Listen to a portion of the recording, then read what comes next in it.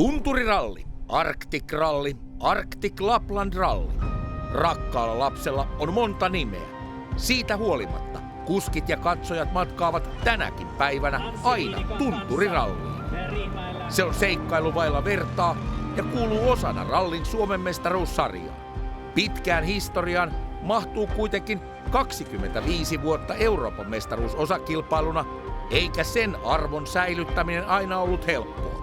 Ja siinä jouduttiin vähän venyttämään sääntöjä.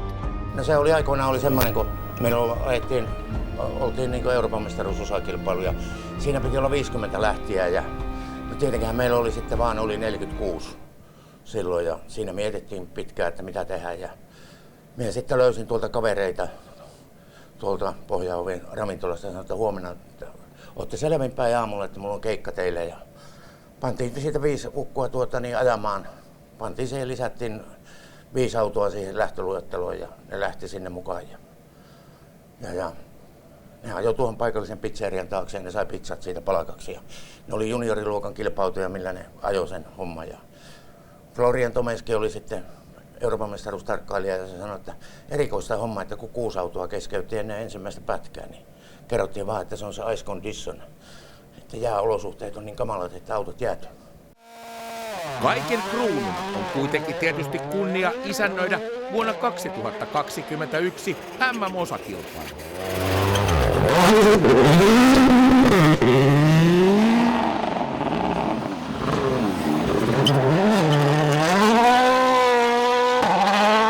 Kaikki tämä on vaatinut 60 vuoden uurastuksen ja sen on tehnyt kaikkina näinä vuosina Rovaniemen urheiluautoilija. Heikki Poranen toki keulakuvana, mutta lopullisen panoksen ovat aina antaneet rallia rakastavat seuran jäsenet. Rallin merkitys koko Rovaniemelle ja sen matkailulle on vuosittain äärettömän suuri. Parhaimmillaan osallistujia on ollut lähes 20 maasta. Näin se kaikki alkoi. Vuonna 1966 historian ensimmäistä tunturirallia hallitsi Kari Sulberi Volkkarin 1600 TL. Sen jälkeen on monet kovat nimet kruunattu rallin voittajiksi, josta merkkinä heidän palkintokaappia koristaa pokaalien lisäksi ne himoitut poronsarvet. Luonto on aina luonut puitteet tälle kilpailulle. Niinpä se ei olekaan pelkkä ralli muiden joukossa, vaan kaikki maaliin päässeet ovat voittajia. Tavaramerkkinä on aina ollut äärimmäisen pitkät erikoiskokeet. Sevettijärvi tietysti se keulakuva. 127 kilometriä yhteen suuntaan, sitten vähän huoltoa ja sama setti takaisinpäin uudestaan. Ja olipa Angelikin sen reipas 100 kilometriä. Siinä jouduttiin vähän miettimään, miten pätkät suljetaan. Muistan sen aikaisen ratamestari apulaisena olin tuon Ahon Matti vainaa oli niinku ratamestari ja mentiin Kaamasen postiin ja oli semmoinen veivikone ja keskusneito pani tuonne Koskeerikin kauppaan partakkoon ilmoituksen, että meillä olisi autot täällä lähössä, niin Erkki sanoi, että no pankaa tulemaan, että mie paan tunnin päästä kahvit tulelle. Että näin se turvallisuus tehtiin ja silloin kun kerrottiin etukäteen, että ralli tulee, niin paikalliset asukkaat oli mukana tässä hommassa ja ne jätti tien rauhaan. Sinne ei mennyt kukaan. Rallin historiaan mahtuu monta tarinaa ja ne ovat tosia. Kerran jopa nelostie Ivalon ja Inarin välillä suljettiin erikoiskokeeksi. Inarijärven jää, niin se meni tukkoon, sinne ei voinut päästä ketään ja sitten herätettiin. Antti Arnio Vihuri oli sen aikainen kilpailujohtaja, hän soitti sitten poliisikomentajalle, että meidän pitäisi nokeasta nelostietä tuosta Inarista Ivaloon. Ja se sanoi sitten vaan, että ottakaa paikallisen poliisin yhteyttä ja sulkekaa tie. Ja niinhän sitä vettiin nelostietä sitten Inarista Ivaloon. Ja sekin jääpätkä saatiin sillä korvattua. Toisinaan rallin puitteet on luonut äärimmäiset olosuhteet. Vuonna 1999 pakkasmittari keikkui parhaimmillaan 50 ja koko kisa oli vaakalaudalla. Pohjanhovin aulassa Heikki hyppäsi pöydälle ja piti kuskeille ohjaajakokouksen, joka rallissa on varsin harvinaista. Perjantaina osalta voitaisiin ajaa esimerkiksi Rovaniemellä olevat erikoiskokeet, eli 1 ja 2 sekä 6 ja 7, jolloin metsään ei lähdettäisi ollenkaan. Mikäli huomenna kello 9 on yli 30 astetta pakkasta, päätös tehdään seuraavalla tavalla.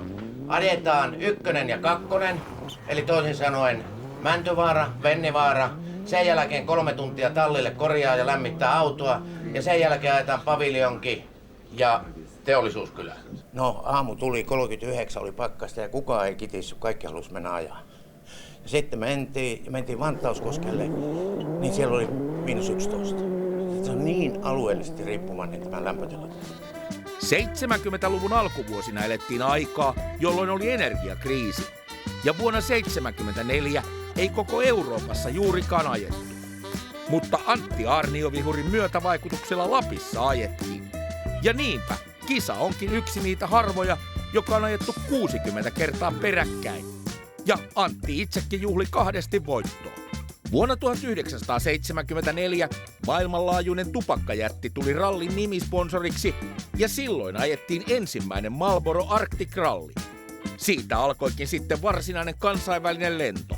Seuraavan vuoden lähtöluettelo oli heti huikea. Simo Lampinen ja Stig Blomqvist Saabilla, Timo Mäkinen Fordilla, Markku Aleen Fiatin 124 Spiderilla, tallikaverinaan Hannu Mikkola, kartturinsa Jean Totin kanssa, joka myöhemmin tuli tunnetuksi Ferrarin tallipäällikkönä ja Fian puheenjohtajana.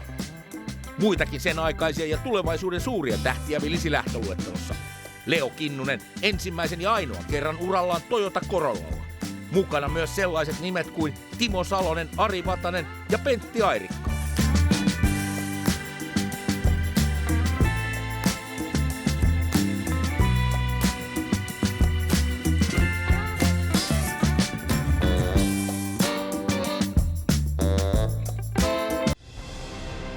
Lapin taika alkoi 90-luvulla vetää puoleensa myös entisiä Formula 1-kuljettajia.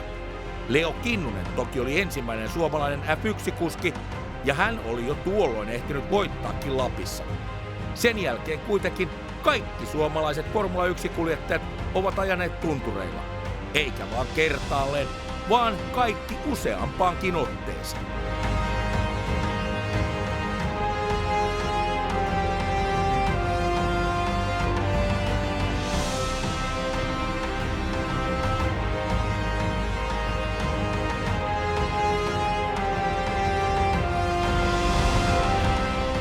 Sanoin noille saksalaisille toimittajille, että jos ei, mä en sano herätyskelloja, jos ei olisi sekuntikelloja, niin tosi hyvin. Oikein kivaa ja auto menee hyvin ja ei mitään, mutta sitten kun näkee omaa aikansa aina, niin sitten meinaa, että ei, voihan nenä.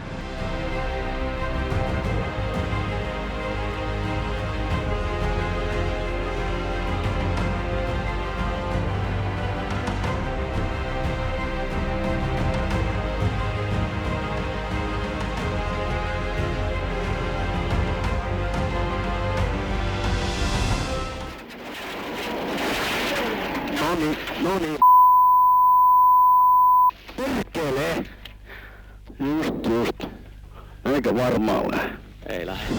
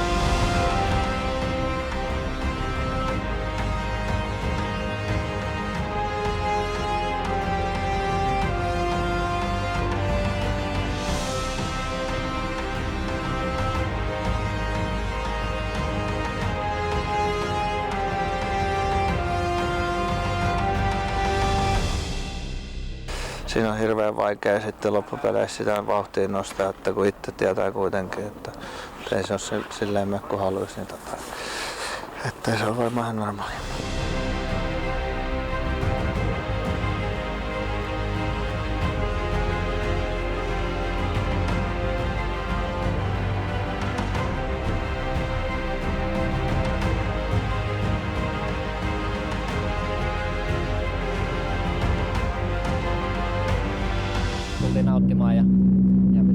hauskaa ja ajamaan rallia, kun tuommoisen ralliauton sai alle. Ja koko viikko on mennyt oikeastaan niin kuin suunniteltu.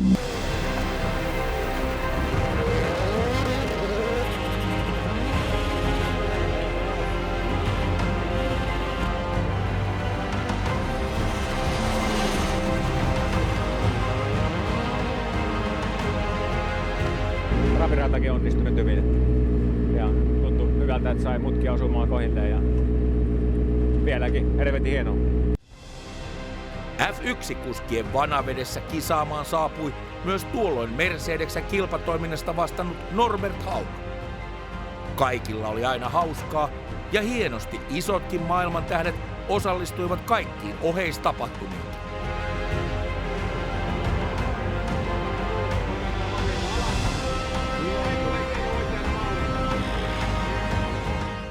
Lapin haastavat olosuhteet on selättäneet myös monet suomalaiset rallin maailmanmestarit. Ari Vatasella pari voittoa, Timo Salonen oli ykkönen vuonna 1982, sen jälkeen Tommi Mäkinen vuonna 1989 ja Markus Grönholm peräti 3 peräkkäin 96, 97 ja 98. Tässä siis vielä kerran, hyvät naiset ja herrat, tunturirallin voittajina Markus Grönholm, Timo Rautiainen. Jari-Matti Latvala ei uransa alussa päässyt ihan maaliin saakka, mutta tiedosti hyvin, mikä merkitys tällä kisalla on.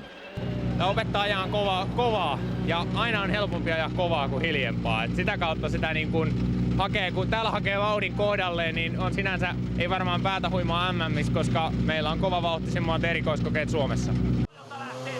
Kalle Rovanperä oli nopein vuonna 2020. Se oli muuten Kallen ensimmäinen kisa VRC-auto.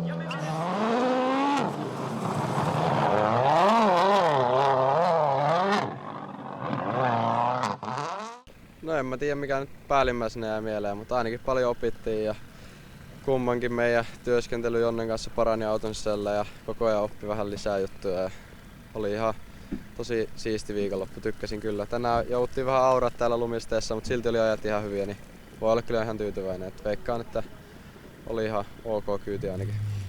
Testimielessä näissä maisemissa kuskeja ja kaluston kestävyyttä tulevaa kautta varten ovat hioneet niin Hannu Mikkola kuin Dani Sordokin ja kaikkea siltä väliltä. Kaikille voittajille ei kuitenkaan ole auennut välttämättä kovaa kansainvälistä uraa, mutta kansallinen kyllä.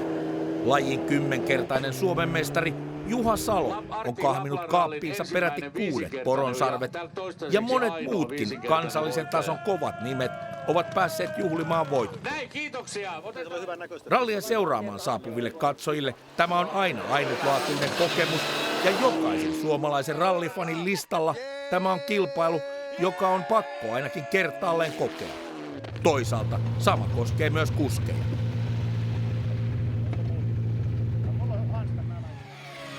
Vuosi 2021 oli sitten lajin historian erikoisin. Koronapandemia riehui ympäri maailmaa, mutta Rovaniemeltä starttasi 2 kovan luokan rallia. Ensin tammikuussa perinteinen SM-ralli, mutta vain hetkeä myöhemmin järjestäjien pitkäaikainen unelma täyttyi, kun vain kuukauden varoitusajalla tuli pyyntö järjestää MM-ralli. Siihen ei moni olisi pystynyt, mutta Rovaniemen urheiluautoilijat otti haasteen vastaan ja rakensi lyhyessä ajassa loistavan talvirallin. Se kertoo siitä sitoutumisesta ja rakkaudesta lajiin. Toki tietysti mielessä oli tarkoitus tehdä historiaa ja sitä todellakin tehtiin. Hieno MM-ralli, maailman kovimmat kuskit Rovaniemellä. Sääli, ettei se päättynyt suomalaisvoittoon, mutta Fredrik Paasiuksen säveltämän Maammelaulun melodia kuultiin kuitenkin palkintokorokkeella, kun Viron Voit Tänäk voitti ja Kalle oli kakkonen. Rallin pitkän iän salaisuus on eittämättä ollut lappilainen uutteruus ja sitkeys. Vastoinkäymiset eivät koskaan ole lannistaneet, vaan aina on jaksettu taistella kohti uutta rallia.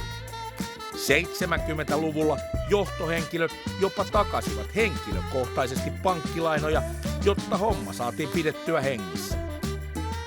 Vuosikymmenten saatossa rallin järjestäminen on oleellisesti muuttunut ja se on entistä vaikeampaa ja kalliimpaa. Silti SM-sarjan pisin kilpailu on säilynyt. Kyyti on aina ollut kylmää. Sen lisäksi, että pätkät ovat paikotellen niin nopeita, että vauhdit nousevat 200, ovat monet saaneet konkreettisesti kokea myös toisen puolen, kun paukkupakkasella eteen tulee keskeytys ja mukaan ei ole sattunutkaan kunnollisia varusteita ja keskellä metsää on värjetelty joskus pitkäänkin. Toisaalta näistä kokemuksista ne Arktikin 1000 tarinat ovat syntyneet, eivätkä ne tähän lopu. Maailman parhaan talvirallin taru jatkuu ja se on omalta osaltaan tuottamassa tulevaisuudessakin suomalaiskuljettajia maailman huipulle.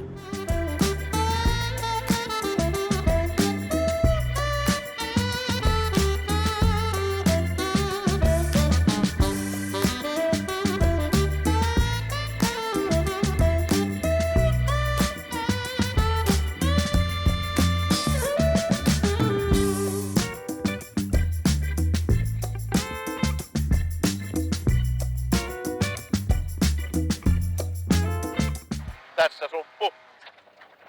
Jatkuu pikkunyppy. Ja vasen nopea plus.